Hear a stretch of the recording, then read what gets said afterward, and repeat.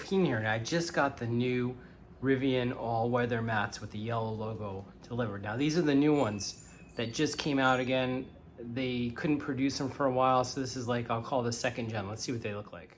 I gotta say, Rivian does a great job of logistics, order processing, shipping, tracking, handling, and packaging. The box looks great.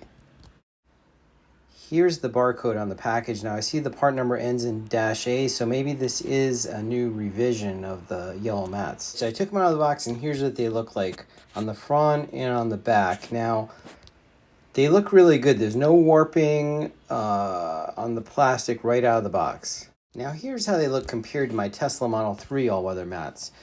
The Tesla mats are definitely deeper. I know some people criticized how deep the sides on the Rivian all-weather mats were. Now, if you have earlier Rivian all-weather mats, let me know in the comments below if these are any different as far as the design goes. Now, here's a close-up of the logo. It's nice and bright, and I don't know if they had problems with them originally fading or it was just a supply chain issue where they couldn't get the yellow for the mats, but they have them now. Close-up of the back of the mat, you can see it's got nubs to hold it in place, and the logo does go all the way through. The plastic material feels about the same as the Tesla mats. Keep these mats clean. I use this 3M leather and vinyl restorer.